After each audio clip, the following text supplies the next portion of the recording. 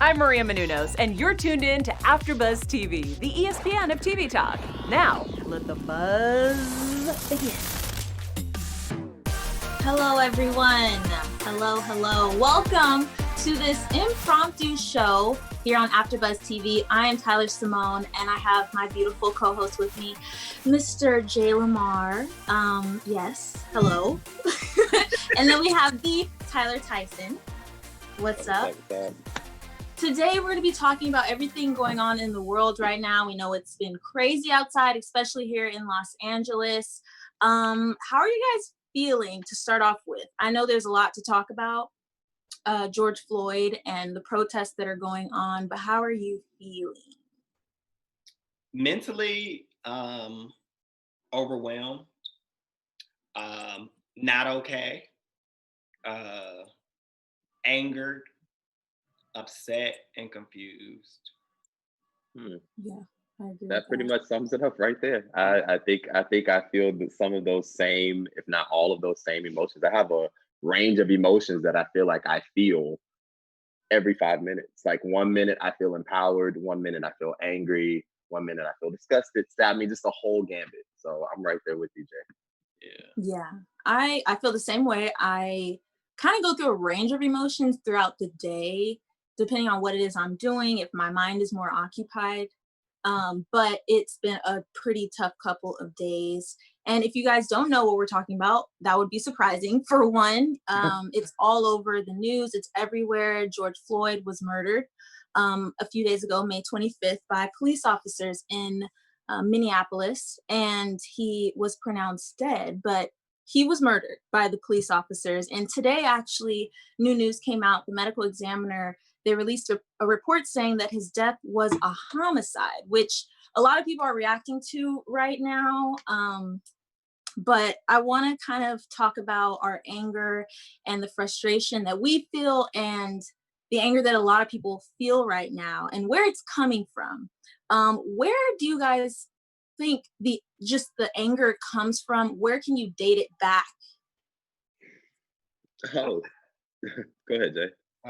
I would say the beginning of time. I mean, we were brought to this country as one particular type of people.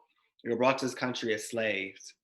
Now, here we are some odd years later, and people still envision us as enslaved people. And we don't have the respect that other people have in so many different situations. For this particular situation, we're talking about police brutality. We don't have the same respect when it comes to law enforcement as some of our other peers who are different color and different shade than us. We're looked at as the bad people in their eyes. And then there are our peers who are of different shades, and they are looked at as just regular people that are allowed to make mistakes, or some are allowed to make or commit crimes. We, on the other hand, we're looked at that as those bad people that we only make mistakes and we only do bad.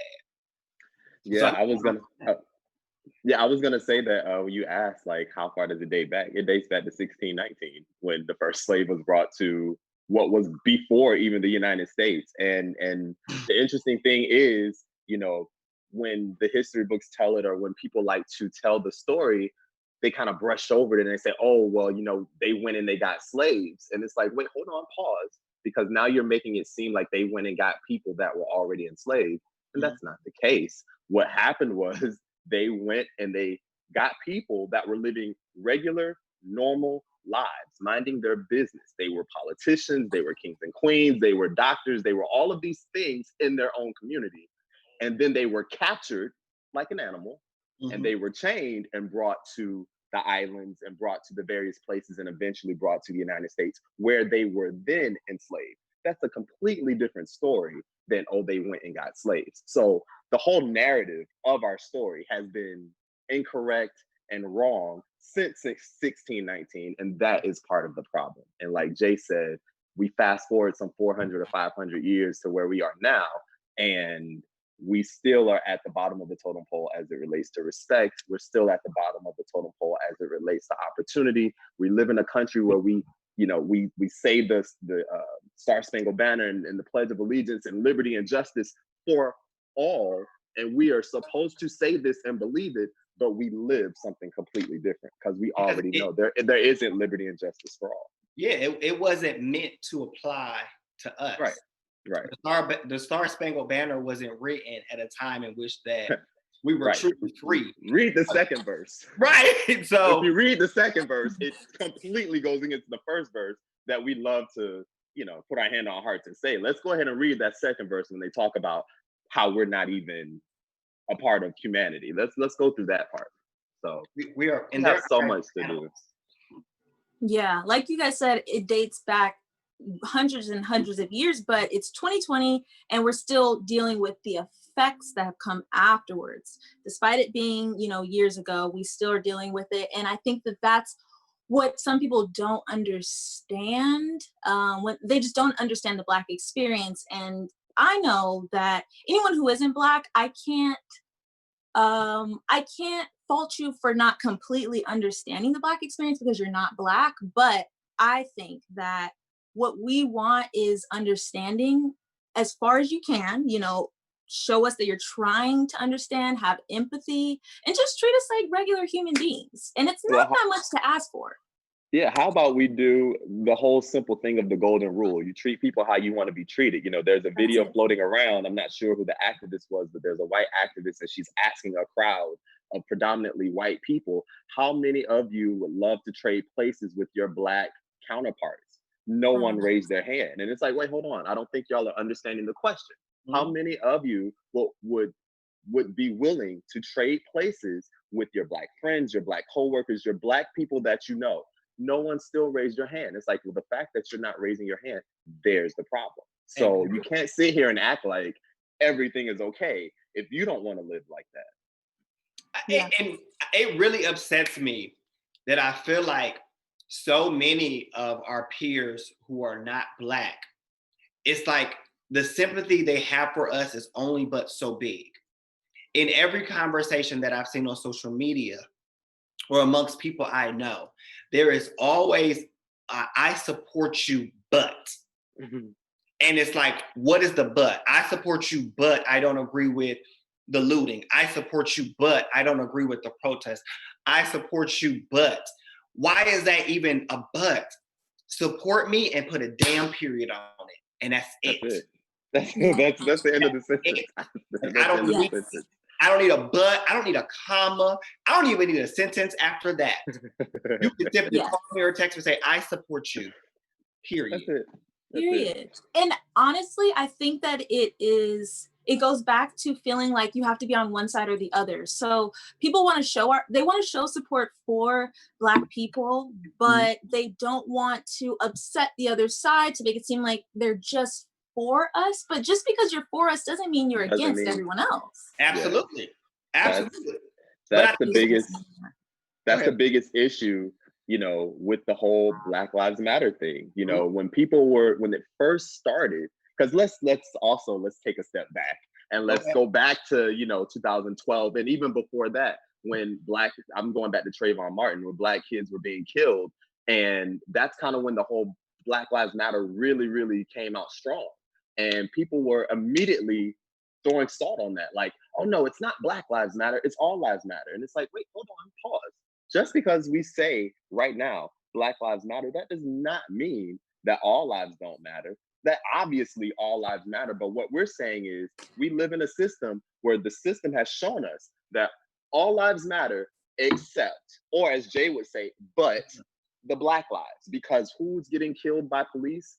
Black lives. And when people try to, oh, well, there's Black on Black crime, and listen, before we start breaking down who's killing who, if we're going to have a conversation on Black crime, then guess what? We also have to have a conversation on Hispanic on Hispanic crime, Asian on Asian crime, and also let's not forget that the majority of the serial killers in this country, have all, for the most part, been white. But we never talk about white on white crime. No. So why is it that when it's actually time to address an issue like police brutality, specifically against Black people, then, oh, now we want to have this conversation on Black crime? No, miss me with that. That's a completely different conversation. And it's not even a conversation worth having unless we're going to talk about everybody else also.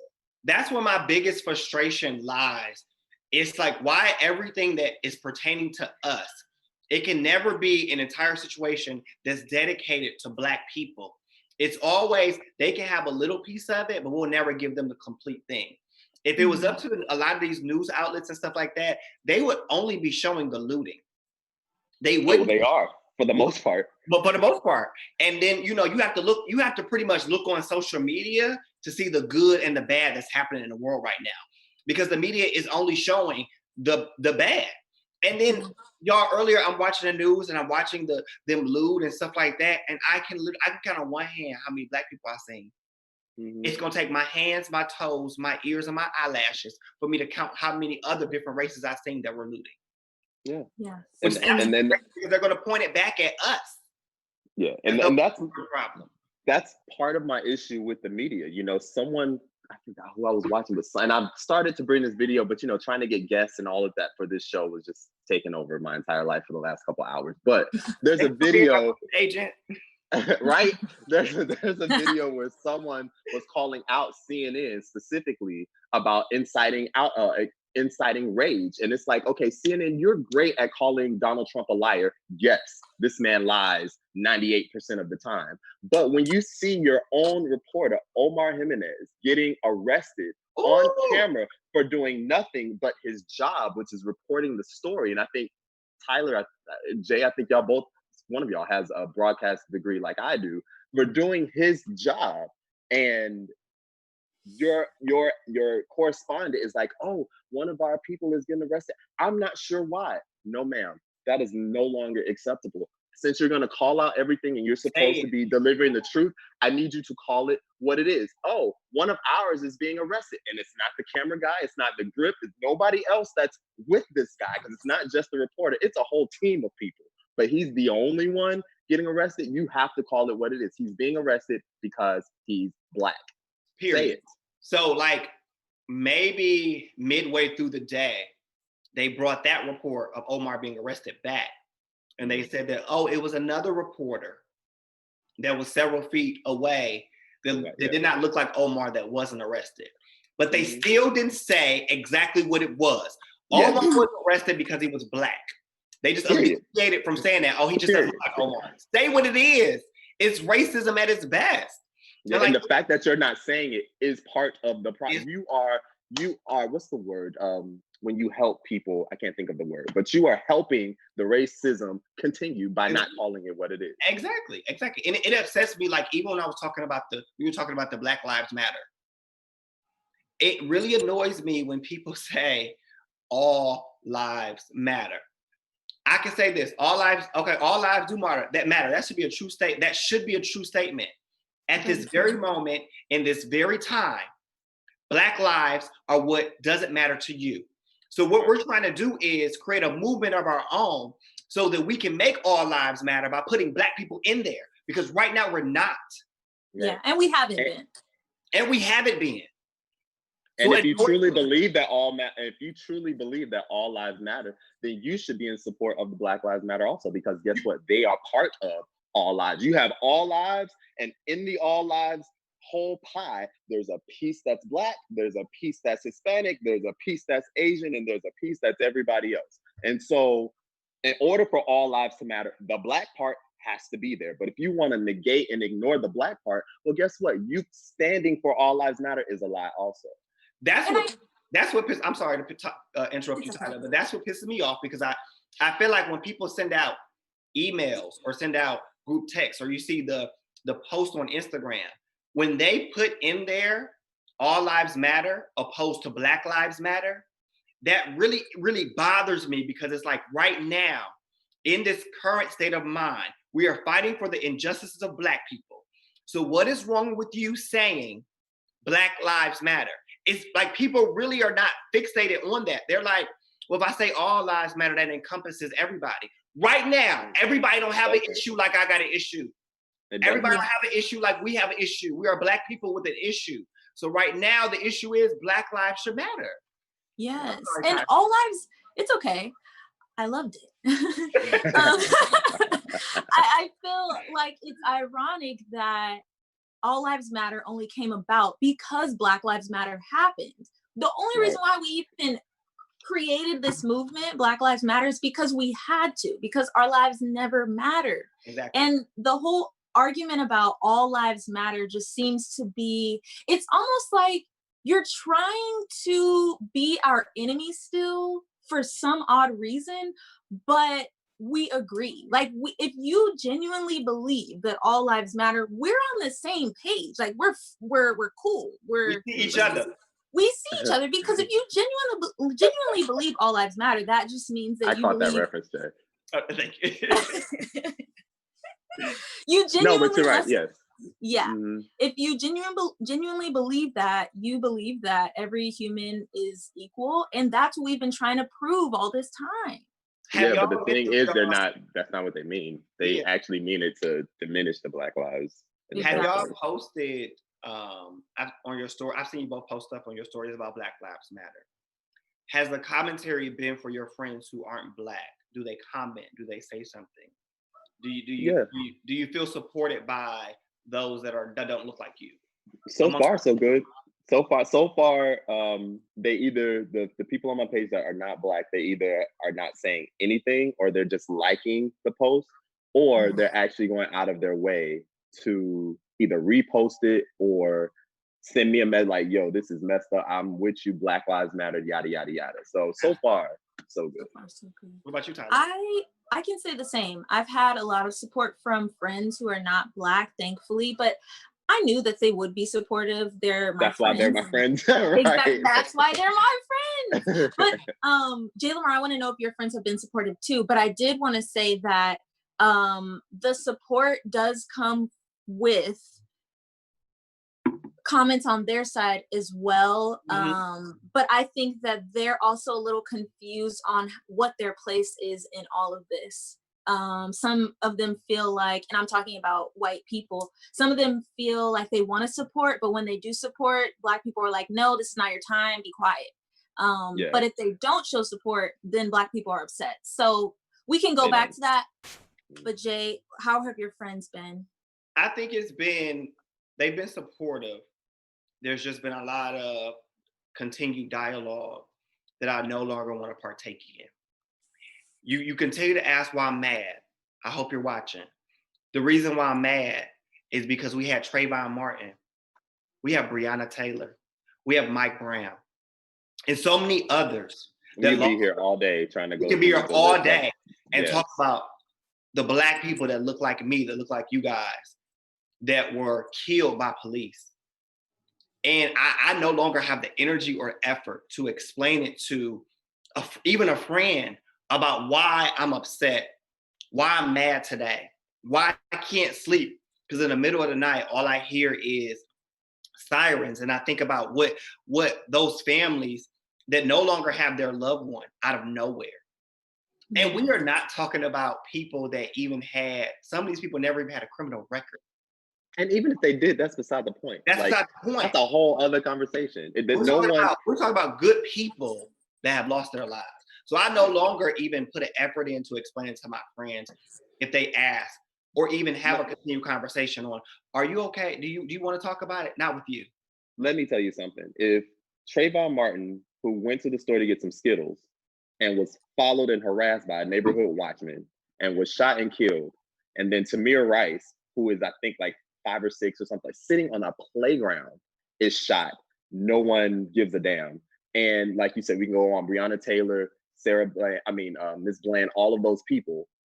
But then yet and still, the guy who did the Parkland shooting, the guy who did Sandy Hook, all of these individuals that are shooting multiple people. The person that did the whole situation in Vegas, was that last year, a couple years ago, the biggest mass shooting in this country's history, Columbine, the Oklahoma City bombing, all of those situations, they were all white. But yet and still, most of them, even the Boston situation, I think that one might have been Black, but most of them, they were all captured with no harm. They were not killed. They had assault rifles.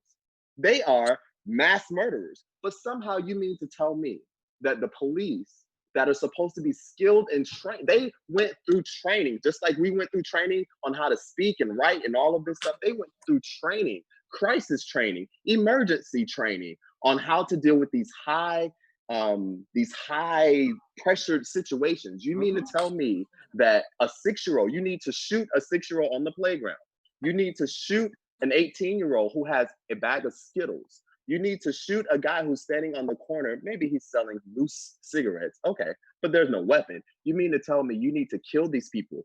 You need to put your knee on a guy's neck and let it be filmed. That person you need to kill. He's such a threat. He's such a danger. But this white guy with this assault rifle who just killed 50 million people, they're not a threat, and they can just be walked out peacefully and put in handcuffs with no issue. You cannot tell me there's not an issue there.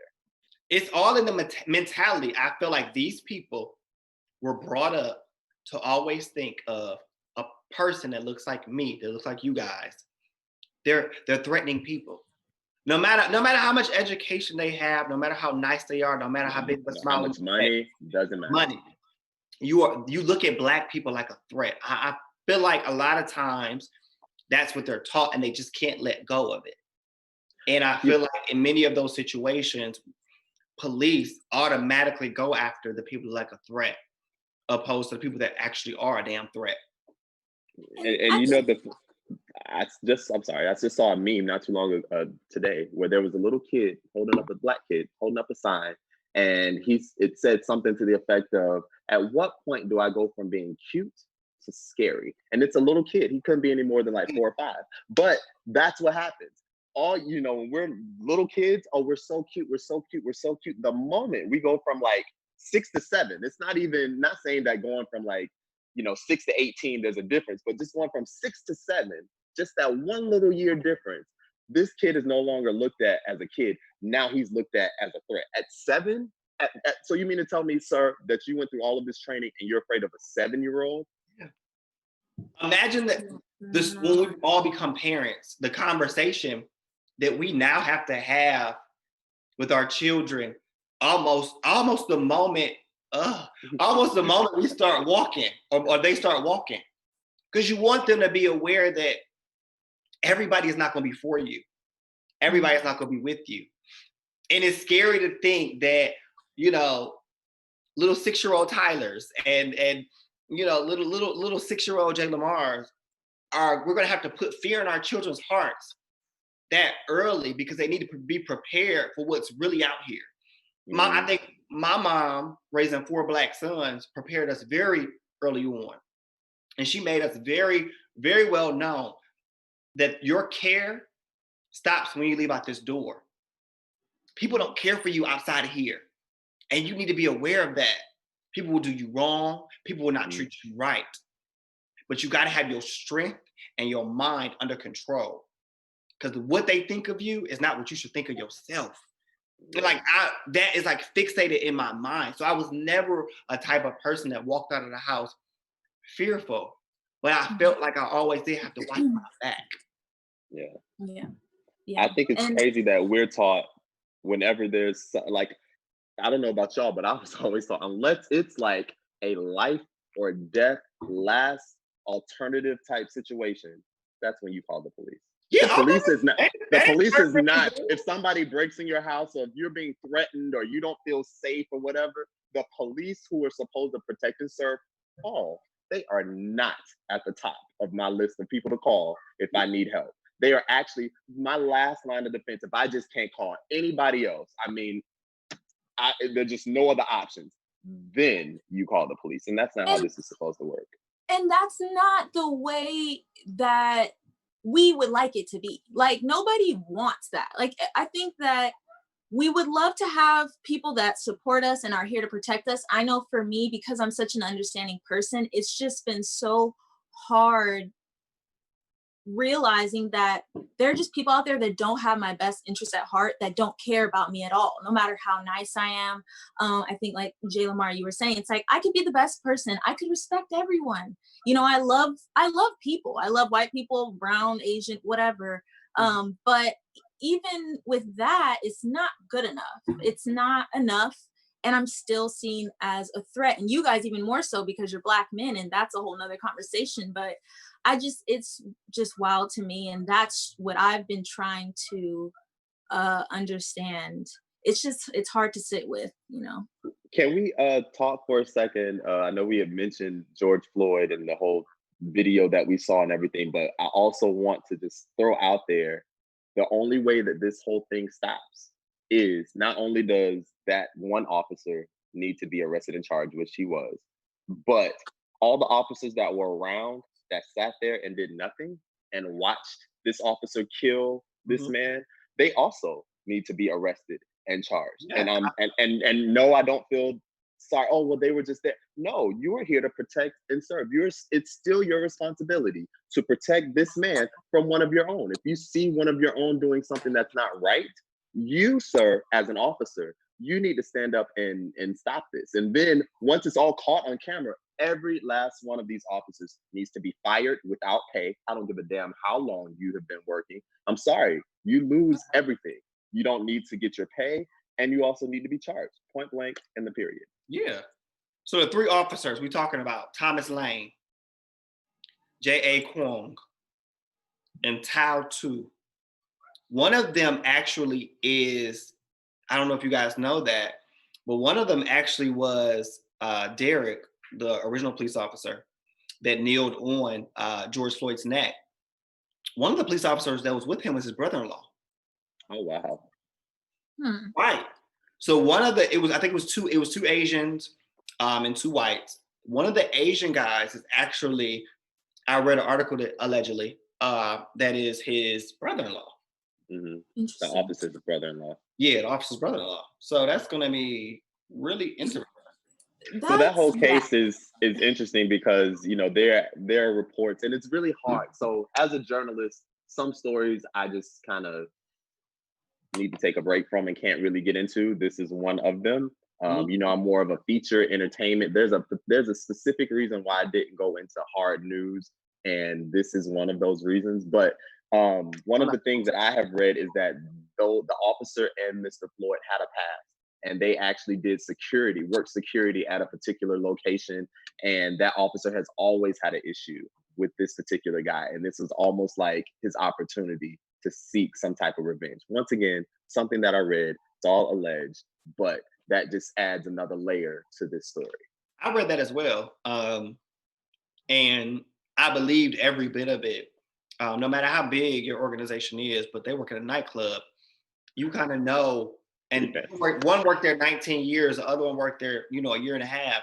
You kind of know the other people around you. And I'm sure there was some type of skill training that they probably had to do once a year or something.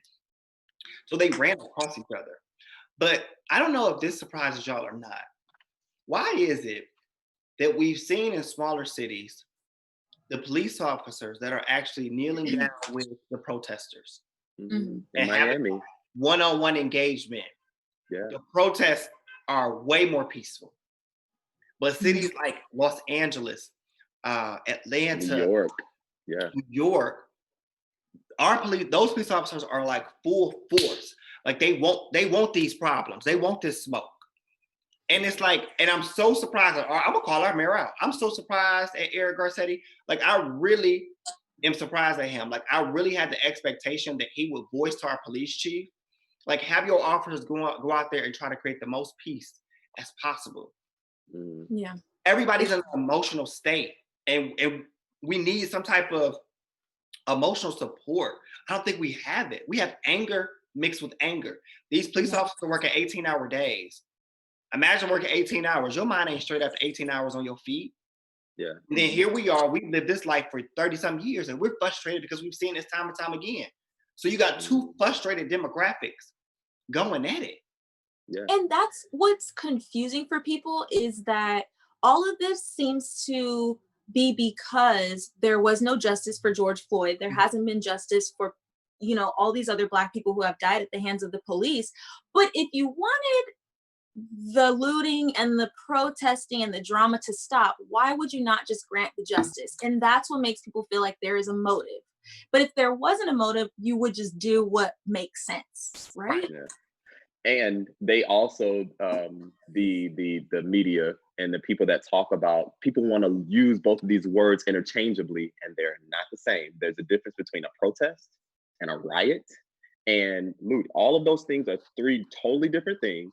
And most of the people that are out here protesting police brutality and standing up for George Floyd and all the other Black men and women that have not gotten justice, the vast majority of them are not the ones that are looting and rioting. When you are protesting and you're standing up for an injustice, that a riot is when your football team wins or loses, and then you decide that you want to go out and just burn the city down. You want to beat up stuff, like bang up on cars and burn stuff and all. That's a riot. Protesting an injustice, that's not. All right, there you see the difference. They're two totally different things. And also, as Jay said earlier, when people are looting, if you look at the video, sure, there are Black people looting, sure. But the majority of the people that are, if you really look at the people, they either have on a full mask, there's a reason, so that way you can't see what skin color they are, or they're just out there. No, I have seen so many videos that, once again, I wish I could show y'all, but there was one video of this woman, this white woman that is just going ham on this window. I mean, she is just banging her little heart out trying to break this window, and the window will not break. And she gets frustrated and she throws the bat and she walks away.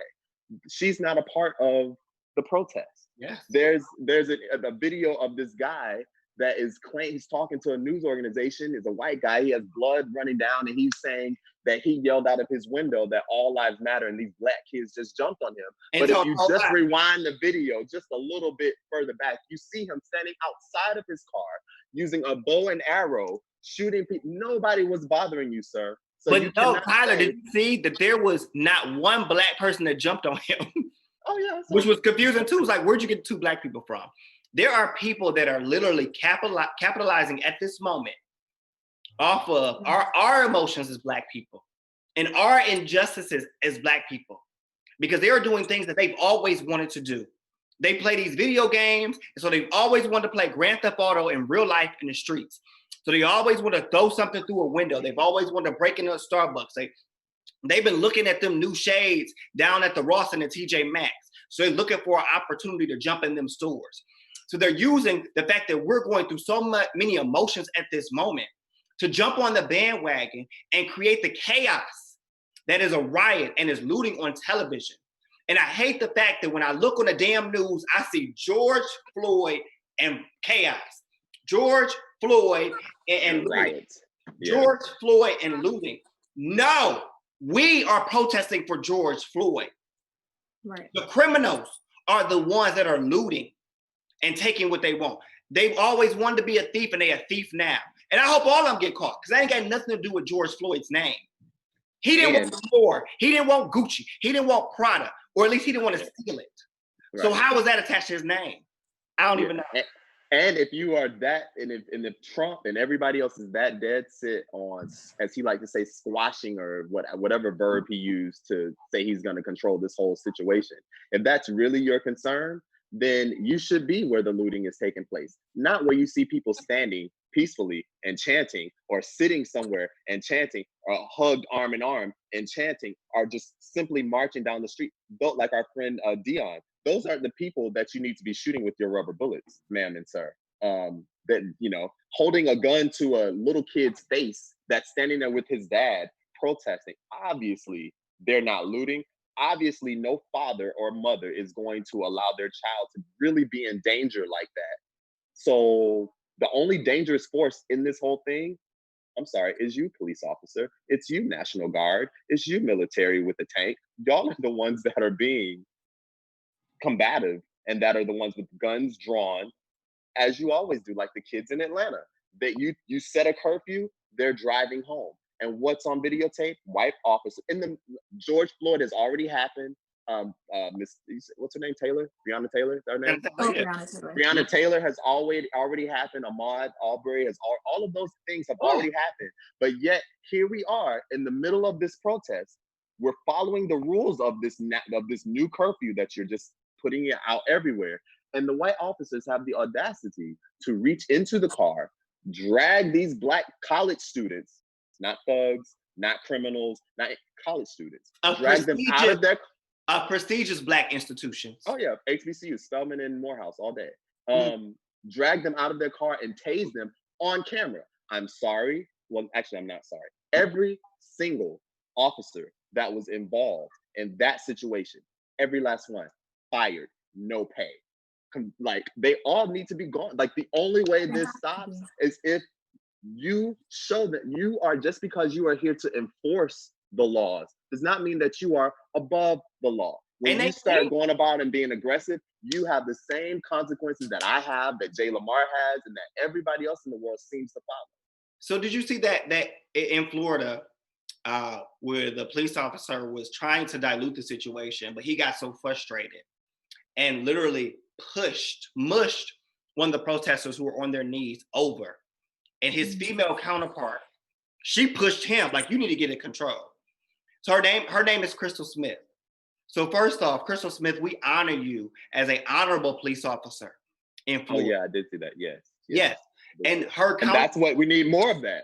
That's exactly what we need. Her counterpart, he was relieved of duty today because of that. And that's what we need to start seeing. The moment that those people feel like they are above the law and they can treat any and everybody like scum, majority of the time Black people like scum, is the moment that you need a reality check. Because and the reason that they treat us like scum is because they know that they can do it and get away with it. The reason why, I don't even care to know his name and we don't even need to repeat it, but the reason why the guy killed George Floyd in the first place and did it so calmly and so proudly, mind you, this is proud. He knew he was on camera. His arms are on his hips. Like, yep, it's almost like he was in his pockets. We talking about he was in his pockets. It was all, but I'm saying he was like this, like he had the prize captured, like a deer or something. Like he was out here hunting. Like the reason why he did it so comfortably is because he knows that more than likely he gets away with it. The only way this stops is if we hold these people accountable. This man had 18 complaints filed against him. And guess who didn't prosecute? 18? Guess who didn't prosecute? Amy Klobuchar, who's running for president. Amy Klobuchar, who I was trying in the deepest part of my soul to find nice things to say and be supportive and be like, she just has a bad rap and all of those things. She was the prosecutor that allowed this guy to go 18 times without prosecution. But yet you wanted to be president, but yet you think you're still in the running, and she still is in potential to be the VP pick. I am telling you right now today, if Amy Klobuchar is this VP pick for Joe Biden, you will not be getting my vote. I have voted in every election since I have been 18. This will be one where I will either write in somebody or I'm not going to say I'm not going to vote. I don't think that she would necessarily get the nomination, mainly because Joe Biden does need somebody that is experienced with the Black community. She doesn't give me that type of experience, number one. And number two, she gives me the type of person that did not have respect for Black people until she started working for them. So until she went down to Washington, D.C. and started working amongst people like us, her mentality probably changed then. Mm-hmm. But I know she didn't have it then, before then. Politics is just the most confusing thing for me because half the time I just feel like I can't trust anyone at this point. So when it comes to voting and trying to figure out who's for the people and who's not, it just is so overwhelming. I don't know if anyone else feels the same, but for me, I just don't know who to trust at this point. I really don't. Yeah. And so part of the thing that I have been really, really talking about, I feel like we all at some point have protested at various stages in our lives. As I keep talking about Trayvon and Mike Brown, like that was something that I was just right there front lines doing. But now it's like, okay, we have been protesting since forever.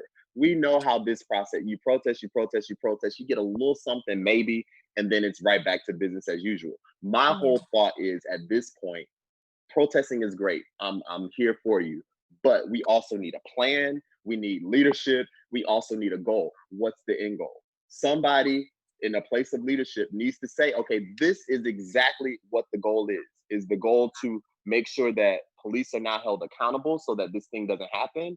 Or is the goal to just abolish certain systems and norms in the first place? Whatever the goal is, it needs to be clear. We all need to be unified on the goal. And that's what we need to be working towards. Because right now, as I keep saying, I am here for the protest, but I also need a little organization. I need a plan of action. What happens after the protest? Because we can't protest every day. What happens after the protest? where are our who are our leaders? We don't have any leaders in the Black community. At least in the 60s, we could look back and we had Malcolm and Martin and all of Representative Lewis and all of those people. Who are our leaders now? Can you name one Black leader that stands up for our community? We don't have one. Jesse Jackson is old. Reverend Sharpton is old. God bless them. They did their part when it was their turn. But now there needs to be leadership. We have social media leaders that I feel like they go out into the community, they create great Instagram posts, and then I don't know if they're less respected because they are on social media or what. Because like you said, back in the 60s, Martin Luther King could easily meet with the president of the United States to come to a resolution. You know, Frederick Douglass met with the president of the United States, you know, to come to a resolution. So now we don't have that activist that can meet with the president of the United States and say, this is what we need.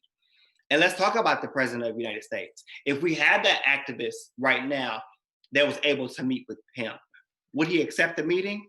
Hell no. Is he enjoying what's going on? Hell yes. He's a president that enjoys chaos. And right now, even with the statement that he put out today, that if things don't get better, he's going to put out the army in the streets. And the army, they have the right to shoot anybody at any given moment with no explanation. So you ready to shoot up America, opposed to you going out there putting in he could have easily said, you guys, let's get this together. He could have gave us a really, really emotional speech. But because he's just not that person. But this is what he wants. But the thing about it is, you have to, as Tyler was saying, you can't really trust politicians. And unfortunately, he is a politician, whether you like him or not. And the only thing on his mind right now is getting reelected. And if you just look at what's happening right now, it all just feeds into his reelection. One, you have COVID-19, the pandemic that's still here, and it's disproportionately affecting who? Black people. So already with the marching and everything else, if the numbers were to spike, we would probably be the ones that are affected by that whole situation in the first place. So guess who's also not going to be able to vote? The Black people that die. So it's just like all of this is still just if there's discord, if it within, let's just say, the Democratic Party, if within the Democratic Party people are just arguing and can't come to a consensus on race issues, it's over. It's over. Oh God. It's just there's so much to think about. I'm sorry. Can you guys hear me? I hear you. You hear me? Okay, sorry. I think it was echoing.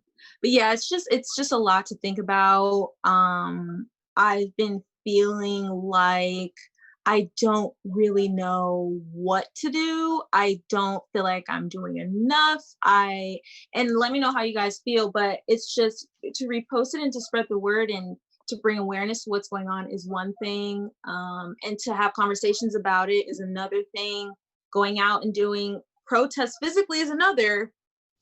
But it just is like, what does it take? Like, I don't understand what it's going to take. And like Tyler said, we've been protesting for so long and talking about it for so long.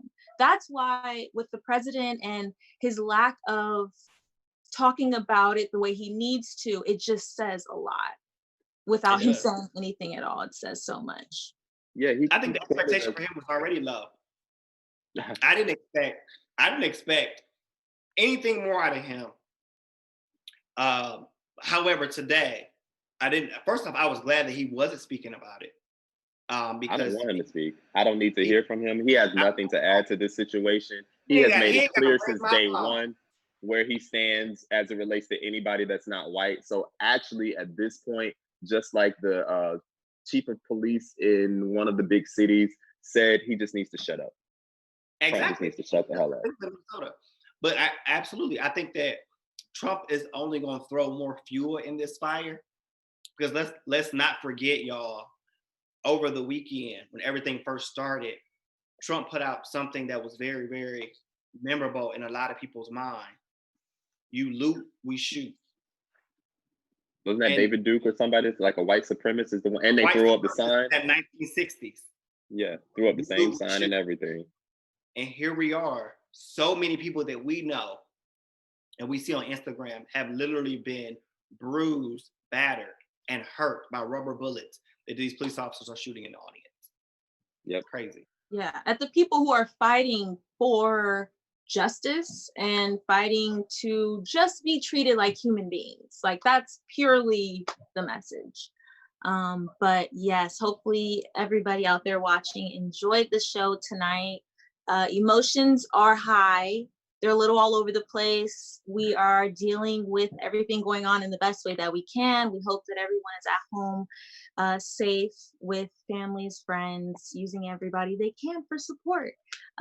We will be back in another form, hopefully talking about something better. I don't know. But in the meantime, you can follow Justice.